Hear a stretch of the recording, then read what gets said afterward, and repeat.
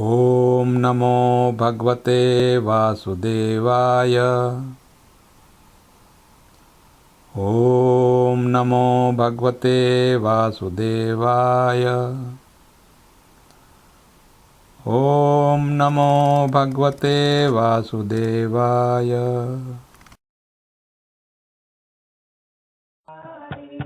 जय राधा माधव कुंज विहारी। जय राधा माधव कुंज विहारी। गोपी जन वल्लभ गिरिवरधारी। जय गोपी जन वल्लभ गिरिवरधारी। यशोदानंदन ब्रज जन रंजन।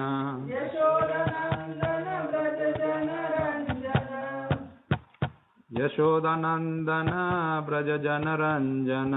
यशोदानंदन ब्रज जन रंजन। यमुना तीरा वनचारी। यमुना तीरा वनचारी। जय राधा माधव कुंज विहारी। जय राधा माधव कुंज विहारी। नारायणं नमस्कृत्य नरं चैव नरोत्तमं देवीं सरस्वतीं व्यासं ततो जयमुदीरयेत्। नष्टप्रायेषु अभद्रेषु नित्यं भागवत सेवया। भगवती उत्तम श्लोके भक्तिर्भवति नैष्ठिकी। ओम नमो भगवते वासुदेवाय। ओम नमो भगवते वासुदेवाय। ओम नमो भगवते वासुदेवाय। ओम नमो भगवते वासुदेवाय। ओम नमो भगवते वासुदेवाय। ओम नमो भगवते वासुदेवाय। Reading from Srimad Bhagavatam, Canto 1, Chapter 12, Text number 19.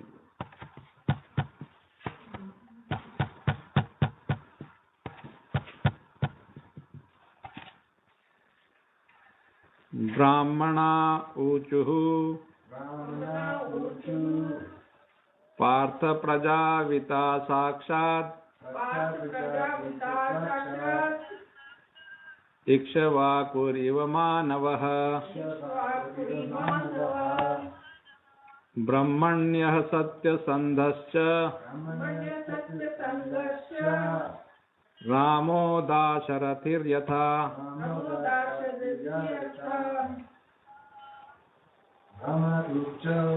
ब्राह्मणा ऊचुः पार्थ प्रजाविता साक्षात् इक्ष्वाकुरिव मानवः। ब्रह्मण्य सत्यसन्धश्च रामो दाशरथिर्यथा। ब्राह्मणः, the good brahmanas, Uchuhu said, Partha, O son of Pratha, Praja, those who are born, Avita, maintainer, Sakshat, directly, Ikshvaku iva, exactly like King Ikshvaku, Manavaha, son of Manu, Brahmanyah, followers and respectful to the Brahmanas, Satyasandha, truthful by promise, Cha, also, Ramaha, the personality of Godhead Rama, Dasharathi, the son of Maharaj Dasharath, the son of Maharaj Dashrath, Yatha, Yatha, like him. like him. Translation and purport by His Divine Grace A.C. Bhakti Vedanta Swami Srila Prabhupada. Jai Srila Prabhupada. The learned Brahmana said, O son of Pritha, this child shall be exactly like King Ikshvaku, son of Manu, in maintaining all those who are born. And as for following the Brahmanical principles, especially in being true to his promise, he shall be exactly like Ram, the personality of Godhead, the son of Maharaj Dashrath. So please repeat. The learned Brahmana said, The learned Brahmana said, O son of Pritha, O son of Pritha, this child shall be exactly like King this child shall be exactly like King Ikshvaku, Ikshvaku, son of Manu, son of Manu, in maintaining in maintaining all those who are born. all those who are born, And as for following the Brahmanical principles, and as for following the Brahmanical principles, especially in being true to his promise, strictly, he shall be exactly exactly, like Ram, the personality of Godhead, the personality of God, the son of Maharaj Dashrath. the son of Maharaj Dashrath. Purport. Praja means the living being who has taken his birth in the material world. Actually, the living being has no birth and no death, but because of his separation from the service of the Lord and due to his desire to lord it over material nature, he is offered a suitable body to satisfy his material desires. In doing so, one becomes conditioned by the laws of material nature, and the material body is changed in terms of his own work. The living entity thus transmigrates from one body to another in 8.4 million species of life. But due to his being the part and parcel of the Lord, he not only is maintained with all necessities of life by the Lord, but also is protected by the Lord and his representatives, the saintly kings. These saintly kings give protection to all the prajas or living beings to live and to fulfill their terms of imprisonment. Maharaj Parikshit was actually an ideal saintly king because while touring his kingdom, he happened to see that a poor cow was about to be killed by the personified Kali, whom he had at once took to task as a murderer. This means that even the animals were given protection by the saintly administrators, not from any sentimental point of view, but because those who have taken their birth in the material world have the right to live. All the saintly kings, beginning from the king of the sun globe down to the king of the earth, are so inclined by the influence of the Vedic literatures. The Vedic literatures are taught in higher planets also, as there is reference in the Bhagavad Gita 4.1 about the teachings to the sun god by the Lord. And such lessons are transferred by disciplic succession, as it was done by the sun god to his son Manu, and from Manu to Maharaj Ikshvaku. There are 14 Manus in one day of Brahma, and the Manu referred to herein is the 7th Manu, who is one of the Prajapatis, those who create progeny. And he is the son of the sun god. He is known as the Vaivashvata Manu. He had 10 sons, and Maharaj Ikshvaku is one of them. Maharaj Ikshvaku also learned Bhakti Yoga as taught in the Bhagavad Gita from his father Manu, who got it from his father, the sun god. Later on, the teaching of Bhagavad Gita came down by disciplic succession from Maharaj Ikshvaku, but in the course of time, the chain was broken by unscrupulous persons, and therefore it again had to be taught to Arjuna on the battlefield of Kurukshetra.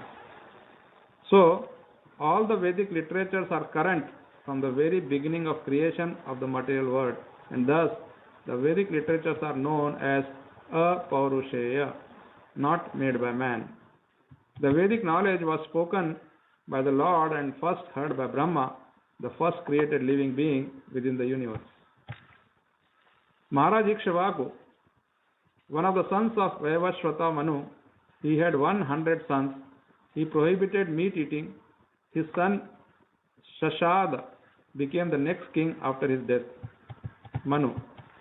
The Manu mentioned in this verse as the father of the Ikshvaku is the seventh Manu of the name Vaivashvata Manu, the son of sun god Vivaswan, to whom Lord Krishna instructed the teachings of Bhagavad Gita prior to his teaching them to Arjuna. Mankind is a descendant of Manu. The Vaivashvata Manu had 10 sons named Ikshvaku, Nabhaga, Dhrishta, Sharyati, Narishanta, Nabhaga, Dishta, Karusha, Prashadra, and Vasuman. The Lord's incarnation Matsya, the gigantic fish, was advented during the beginning of Vaivashvata Manu's reign. He learned the principles of Bhagavad Gita from his father Vivaswan, the sun god, and he re-instructed the same to his son Maharaj Ikshvaku.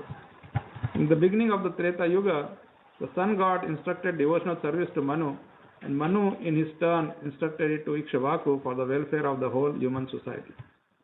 Lord Ram. The Supreme Personality of Godhead incarnated himself as Sri Ram, accepting the sonhood of his pure devotee Maharaj Dashrath, the king of Ayodhya. Lord Ram descended along with his plenary portions, and all of them appeared as his younger brothers. In the month of Chaitra, on the 9th day of the growing moon in the Treta Yuga, the Lord appeared, as usual, to establish the principles of religion and to annihilate the disturbing elements. When he was just a young boy, he helped the great sage Vishwamitra by killing Subahu and striking Maricha, the she demon, who was disturbing the sages in their daily discharge of duties. The Brahmanas and Kshatriyas are meant to cooperate for the welfare of the mass of people. The Brahmanas, sages, endeavor to enlighten the people by perfect knowledge, and the Kshatriyas are meant for their protection.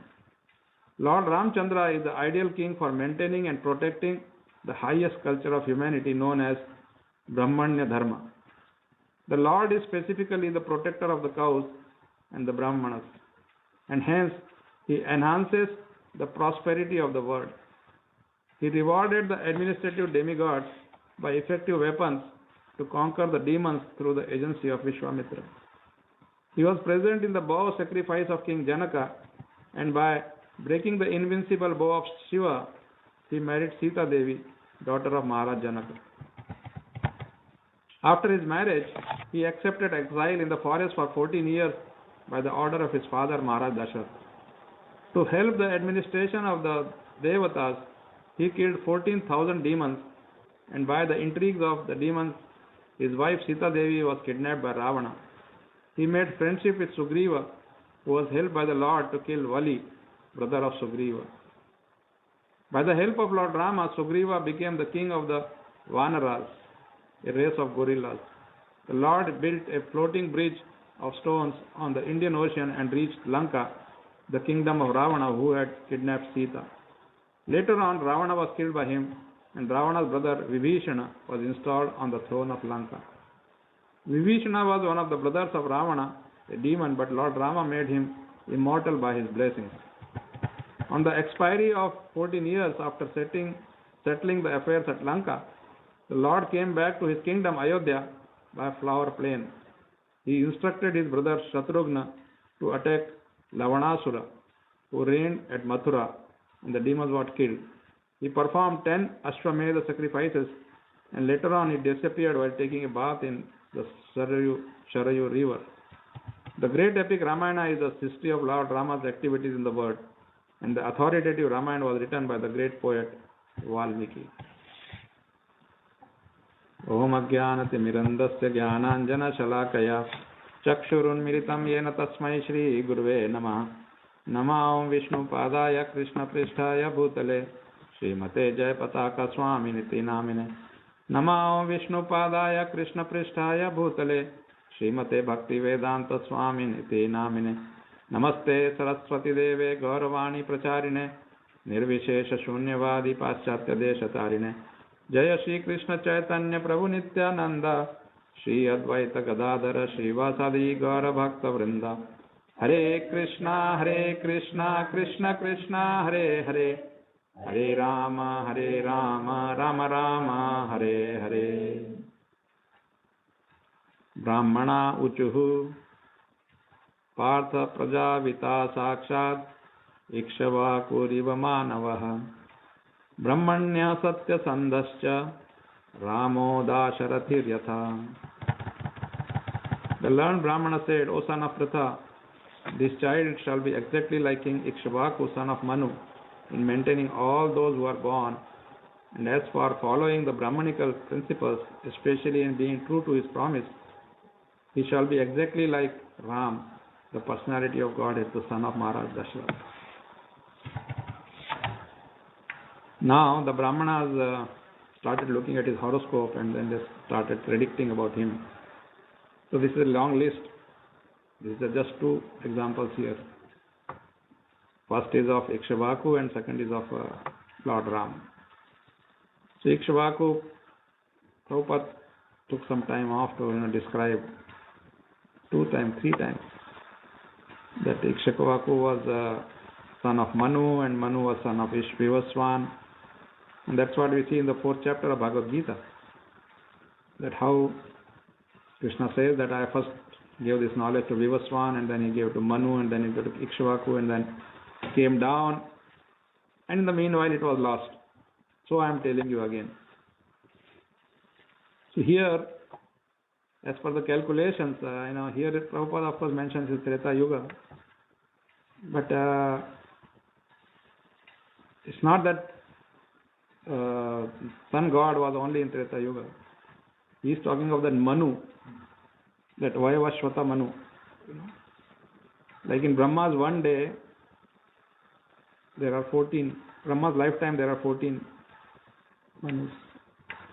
So each of them is ruling over the whole planet, systems for 7 years, 7 and odd years. So, how old am I? Pardon me? How old am I? That's what I'm saying. 7.5 years of Brahma. Okay. That's how it goes. So, and then Prabhupada says that he was the 7th Manu, Vayavashvata Manu. Because now we have to connect him to Lord Ram, because Lord Ram belongs to Ikshvaku dynasty. So that's how it is, So it has to happen in Treta Yuga. And Treta Yuga comes 1,000 times in Brahma's one day, so it's not a big deal. For us, it's a very big deal because it is Treta Yuga is like 1.296 million years. Because Kali Yuga is the smallest, and then comes Dwapara, and then comes Treta. So recently I was reading about Lord Ram that somebody said that he was born on this and this day 5,600 and something BC. That means about 7,000 years back. Which is not true, because 7,000 years back was the Dwapar Yuga. And Dwapar Yuga lasts for about 864,000 years. So what is 2,000, 3,000 years, 5,000 years? Nothing. But anyway, here the point is that Maharaj Parikshit has got all these qualities. We are talking of qualities now. Of course, Prabhupada, in just 2 paragraphs, he told the whole Ramayana. And interestingly, he took some things from here and there, like, for example, very few people have heard about, he asked Shatrugna to go and kill Ravanasura, Of course, those who have read Ramayana may know, but the point is that, he's just trying to tell us that what is important is Lord Rama's quality. And that quality here is, he is Satya Sandascha. Satya is truth. Sandascha means always sticking to that. No matter what. That's what it means. We also speak truth only when it is convenient to us. Isn't it? We can't twist the truth. Very few people can vouch that yes, they always speak the truth. It need not be a big lie or something, but sometimes a small lie. And most important is we tell these lies to ourselves. We tell ourselves that we are good. I'm clean. I didn't do anything. People have this problem all the time. I didn't do anything, and why I'm punished? Like this Friday in our Bhakti Viksha, we are discussing certain things, and one Prabhu, he asked me the question. Next day by mail, he's saying, I was not convinced about certain things. And then one of them, he was talking about this only, that how is it that innocent people die? They have not done anything. So this is injustice. Then I had to explain to him through the laws of nature, that in laws of nature there is nothing like injustice or something. The problem is you don't know now. Now you are ignorant. That doesn't mean you are ignorant always. Because unless you have done something ghastly, you won't get punished like this. So like that, and then of course, Ikshvaku, let us come to Ikshvaku. He Prabhupada explains, and Sutta Goswami said that he protected the Praja. Praja is those who are born. That is the meaning in Sanskrit. But we take Praja as only citizens of this country. Like we say that. That means again we narrow it down to human beings. Whereas actual meaning is everybody. And Prabhupada gives an example of Parikshit Maharaj trying to save the cow. Was being attacked by somebody. So that means the king, of course here somebody may say, oh yeah, we also protect some duckling, stuck under some drain pipe or something, and then the whole fire brigade goes there, to rescue. So we are, but then that's just a showpiece, what you are doing is killing millions of turkeys on one single day. You take a bath and go out to take them afterwards. Yeah, same people go for the breakfast and next Kentucky Fried Chicken, or whatever, steak and this and that. So this is all cheating, pure cheating. And Ikshvaku, when he said Parikshit Maharaj will be like Ikshvaku, who will take care of everybody, every living entity. So not to take care, we say, oh, they don't have soul. So forget, they don't have soul, so why should we worry about them? But then you worry about your dog. He has also no soul. So why you lick him and make him lick your face and, so much double standard for everything. Somebody put nicely in a Facebook page, he said, the day meat eaters explain me, why don't they eat a camel and a horse and elephant, I will explain to them why I don't eat cows and goats. He says, even in eating meat, you are discriminating. Yeah. Isn't it? Discriminating. You are just making the poor cow a victim, and that's where we get offended, Like Prabhupada said one time that, if at all, first of all you should not eat. If at all cannot live without that, at least don't eat a cow. So anyway, this is how it is. And Lord Ram, everybody knows, is called Maryada Purushottam. Maryada means he knows what is his limitation. He knows what is respect, what is honor. And he stands by that. Purushottam means he is the best among that. Purusha is personality, and Uttama means the best. He is the best amongst those who stand by their vow. Like, he was a Eka Patni Vrata. Eka Patni Vrata means he had only one wife.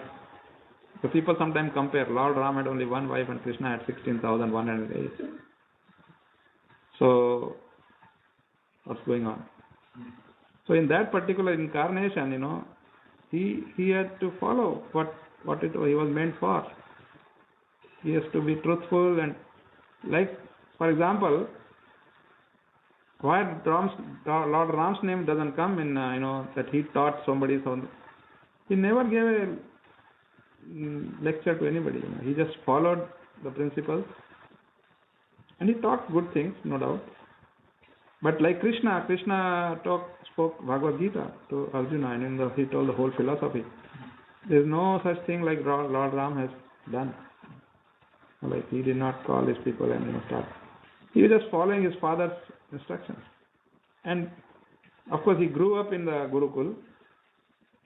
And then by the time he became young, he was married and spent 14 years. And then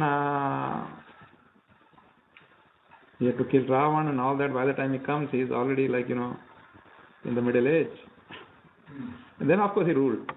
And he ruled like, we today also we talk of his rule. We do not talk of his rule about Ikshvaku. Very few people know that Ikshvaku was there, and they might not have even heard the name. But we talk of Lord Ram, Ram Rajya. We don't say Ikshvaku Rajya, although Ram belonged to the same dynasty. So anyway, these are the two first qualities of Maharaj Parikshit, and now as we go, we'll learn more and more. So I would like to stop here. Any question, comment? You think that in great times, it becomes to some bad living life? Yeah. Like how is that dependent? Like what makes someone have a lot of